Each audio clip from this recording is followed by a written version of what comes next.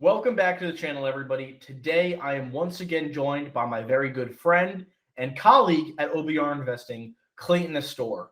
In today's video, we are going to be discussing scheduling and how to be able to get everything done in your day that you want to be able to get done. Clayton and I have a lot of experience in this realm. Clayton manages multiple businesses, and I do my thing every day, managing my social media, managing OBR, doing whatever we got to do, making sure we get our workouts in, etc. Regardless, in this video, me and Clayton are going to be covering that, everything we know about scheduling, because we both had many, many years of fine-tunement in this area.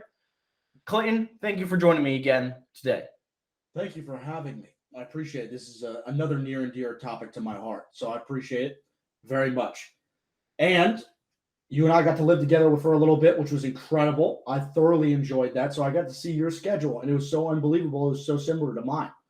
So, and then I see all these posts on Instagram and TikTok, and everybody goes, this is the millionaire morning.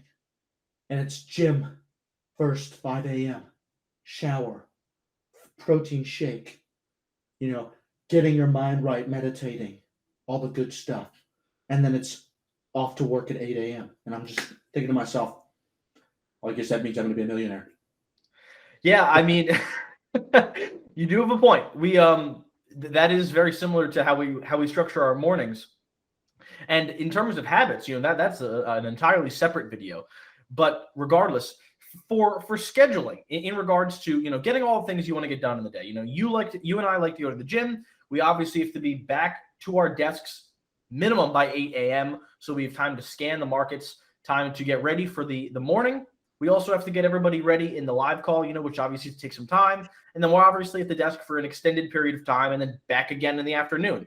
We also have to manage all of our other businesses within that time frame. So, and have time to, live at the end of the day.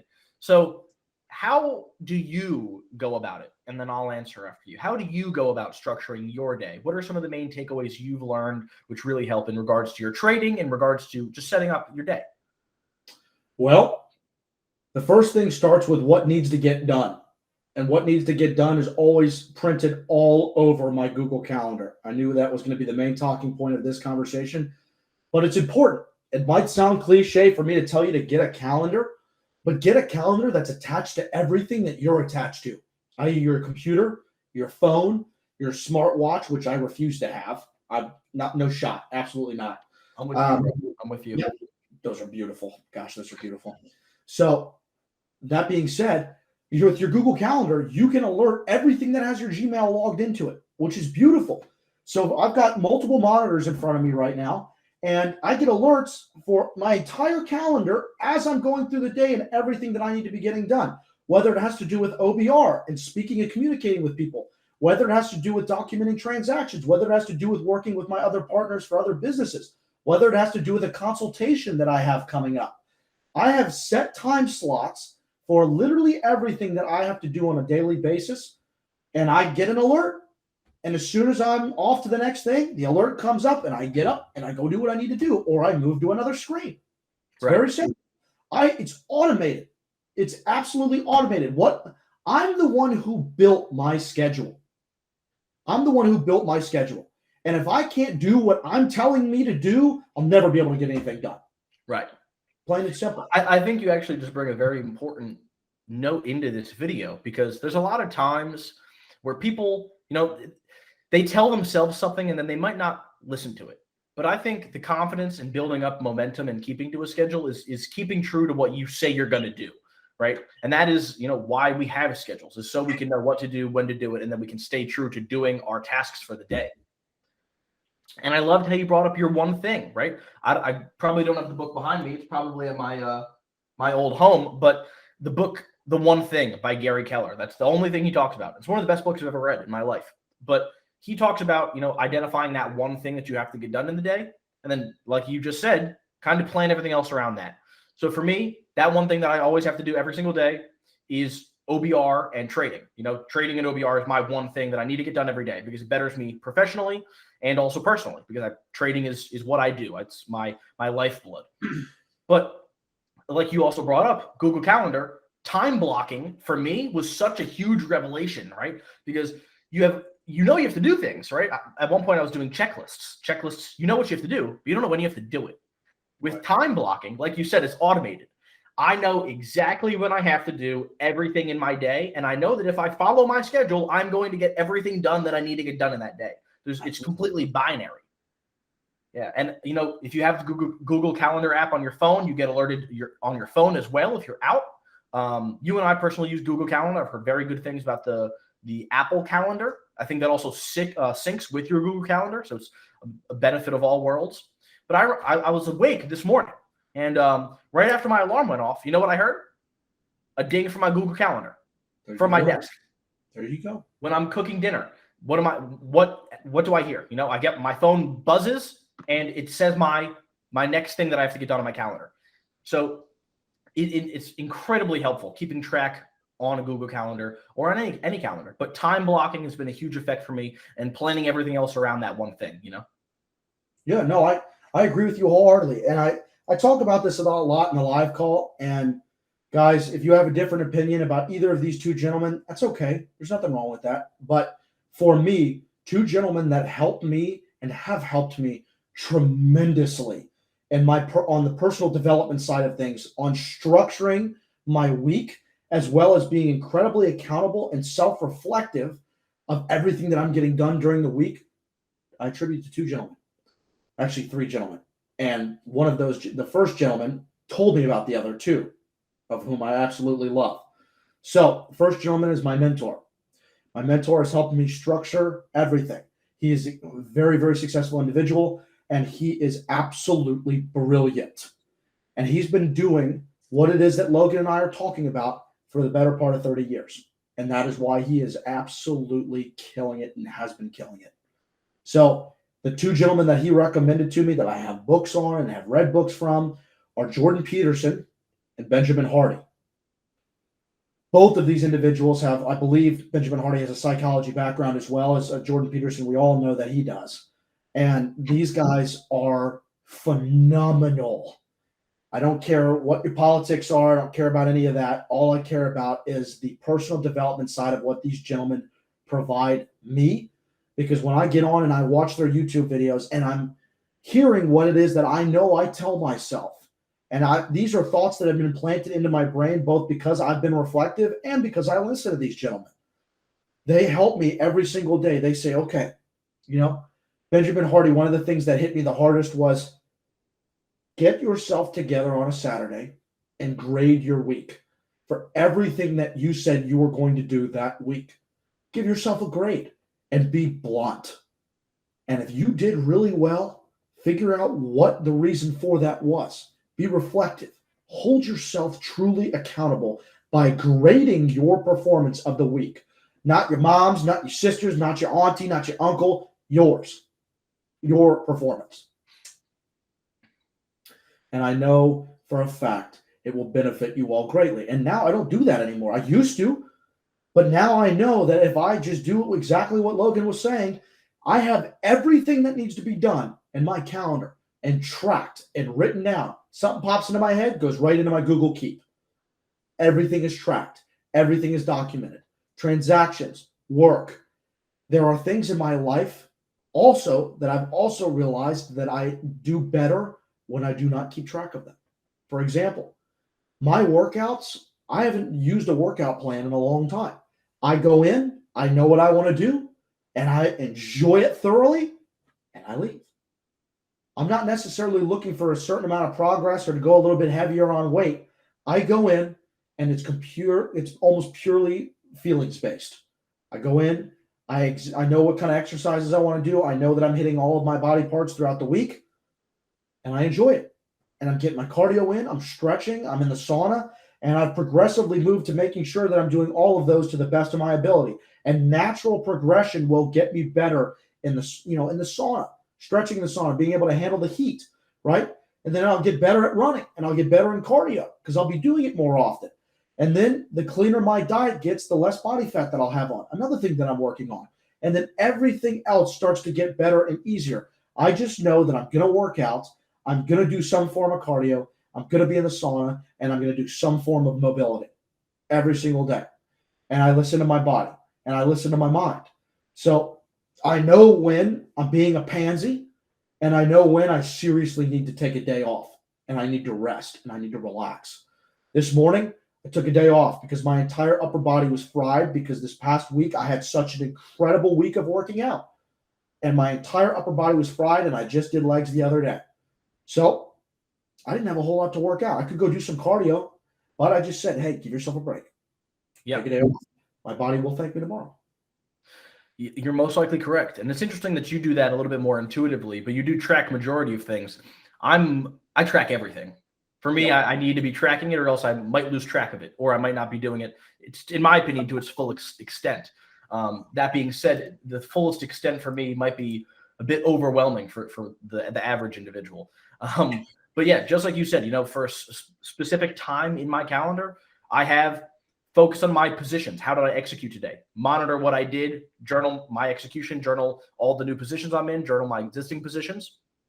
I have the exact time I go to the gym in the morning. I have exactly from the minute I wake up, which is 4:30 usually. I wake up, I meditate, I journal, and then I have 2 hours of either editing videos, focused work, or getting ready for the market. Then I go to the gym, then it's OBR stuff, and so on and so forth. But it's all very individually mapped out, because I understand that if I can stick to my schedule and stick to my word of sticking to my schedule, and I can plan my perfect day in my schedule, then I'll never be behind. Right. That last point I want to jump on just for a second. What changed my life was when my mentor told me, he said, Clayton, you need to get to a point in your life where you have the freedom to develop on your Google Calendar your perfect day. And how dare I falter from what I feel like is my perfect day? How can I convince myself in a perfect day that I created? How can I convince myself, yeah, I don't want to do that today? I don't know. Maybe I don't want to do my transactions today. Maybe I don't want to, look over new credit. Maybe I don't want to do that. No. Bull. I created it. It is my perfect day. I work for myself. I don't work for anyone else. I don't answer to anybody else. I work for myself, and the people I work with, I chose personally to work with. So everything in my life, because of what I had to do after I dropped out of college and what I went through, I've developed myself to a point where I work for me. I work for me. So how dare I let myself down? Plenty of you all are completely capable and fine working 100 hours a week, 80 hours a week. Well, some of you aren't even fine working 40 hours a week. But some of you guys are fine working 80 hours a week for an employer who pays you less than 6 figures a year. Doesn't matter what your job is. Some of you all are completely fine busting your butt for an employer who most likely doesn't care for you. And if it's a large company, definitely doesn't care for you. You're replaceable. You are replaceable at any point in time, which to me is an extreme risk. I will never fire Clayton. I won't. I will never fire Clayton. I will only support him, back him up, and kick him in the ass when he's not doing what he's supposed to do. But if I had a job that was reliant upon somebody else providing me an income, you get fired at any time. So why not work 80 hours a week for yourself, building a business or building a source of income outside of your job that can cover you so that you can begin to work as hard as you do for others for yourself. In your life, at the end of the day, there is no one more important than yourself. I'm tired of everybody saying that entrepreneurs in the whole 9 yards, they're selfish. Well, I'll tell you right now, and this is from Dan Pena, who's a little off the edge, but I love it. And he says, and I love this statement, and I can't quote him directly off the dome, but I'm going to give you the gist. You can do everything you can and worry about everybody else and do all this other stuff for everyone else. But entrepreneurs that are successful, that do well, that focus on themselves and better themselves, have the money and the capital available to actually make a difference in this world. Right. Jeff Bezos has money to make a difference. Everybody and their mother uses Amazon. Whether you think that's saving the world or not, doesn't matter. Everybody and their mother uses it. I use it almost weekly. My mom uses it. His mother uses it. So that being said, You look at Elon Musk. You have clean energy. You have AI. You've got electric vehicles, to name, just a few things. You've got these people who are creating, because they have built up companies that have provided them the capital. They are creating things that will change, for better or for worse, that will change the world. And you sitting there working for someone else will never change the world. I'm sorry, I hate to break it to you. But you owning your own company and devoting capital to a business that you believe in, that you run, that you operate, you'll be able to do something with that. It may not be on a huge scale. It may not be, but you'll be able to make a difference because you will actually be able to handle a substantial amount of money. You'll have far more coming into the business. And a lot of business owners, they'll reinvest for a little while and they'll build up their capital. That's great. That's awesome. But it takes money to make a difference in this world. So that, I'm going to come full circle here. Your schedule is about you, your businesses, your work, your mental health, and your physical health, and everything else you feel like is important. But the center of your schedule is you, and I want to make that clear. And I care a lot about the people that I work with, that work, underneath me, and that I partner with, and including my family. Obviously, I don't even have to say that.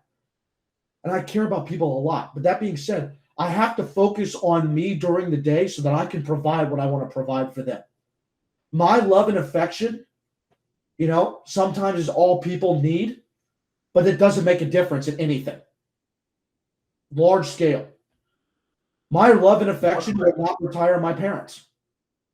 I will tell you that right now. My love and affection, no matter how strong it is, no matter how much praying to the family I do, will never retire my parents. You know what will, though? Me focusing on myself and netting $1 million next year. That will help retire my parents. So. No, you're absolutely correct. Long spiel. And the center of that business that you were just referring to is a schedule. Just like if you were an employee, you have a schedule. You have a 9 to 5. When you're an entrepreneur, it just might be a 4 to 9 or whatever it may be. 4 a.m. to 9 p.m., that is. Right. Regardless, those people that we were also referring to, Jeff Bezos, Elon Musk, those people have schedules. They absolutely have schedules. And they set their own schedules. So I think the moral of this video is, take the tips that we used, that we brought up. Me and Clayton aren't just puking this out. We obviously have looked into this ourselves quite a bit in terms of what other successful people are doing and also what we find successful for ourselves. So take these tips, see if they're useful for yourself. And, I think that was a beautiful spiel you gave, Clayton, towards the end there. I appreciate it. It's something I'm very passionate about. And I want you guys to also understand this. When you're an employee, you do not choose your schedule. Your schedule is provided to you, period. When you are a business owner, you get to determine your schedule, but you still have responsibility. In both categories, you have responsibility. Now, the guiding factor here is which one is riskier to you and why. If you think building a business is risky because you're afraid it's going to fail, you're never going to get anything done if you're afraid of failure. I can't tell you how many e-commerce businesses and other marketing businesses and everything that I've run across, tried, worked hundreds of hours on, done decently well, and had fall flat on their faces for multitude of different reasons. That being said, if you are afraid of failure, you will never get anywhere. Because if you fail 100 times and you succeed 1 time out of the 100, you are beating the average, in my opinion. You are doing very well. So as an employee, you are given a schedule. You do not get to choose your time frame. You are hired to fill a position in a role. As a business owner, you are working for yourself. You may be working far longer than you would be as an employee, clocking in at 9 a.m. and leaving at 5, the whole 9 to 5 deal. But for me, I would rather work 12 hours a day for myself and know that I'm progressing as an individual and my companies, partners, businesses are progressing daily than work a 9 to 5 and lose 40 hours of my week for working for something I might see an annual return for. I might get a bonus. And chances are that bonus won't even keep up with current inflation. Why the hell would I do that? And if I'm not investing and I'm an employee, You're losing money to inflation. Your raise isn't covering you for inflation. And if you're not investing, all your cash is losing another 6%. So think about it from a risk standpoint. So to avoid inflation, make a schedule. To avoid all of the things that your colleges and schools tell you is too risky, create a schedule that revolves around your development. I hate to shake my finger at you, but it revolves around your development. Your development is crucial in regards to what it is that you want to do. Here's the next part to this. Once you have created a schedule, you need to have goals in mind that your schedule will be moving you towards. For example, I have 2-year goals. When I wipe those 2-year goals out, no matter how fast, right now, I'm 6 months into those 2-year goals, and I've already cleared them. I've already cleared my 2-year goals because I calculated down to the cent of everything that I need to do, and I went and dove into exactly how I can speed up this process. Upon self-reflecting on what it is I'm doing in the market with my companies, myself, I've blown out my 2-year goals already in 6 months.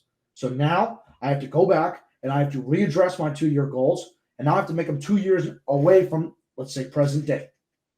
And I have to have goals for every inch of my life, my mental health, my education, my connections, my businesses, the stock market, my work, OBR, my friends, my partners, my family.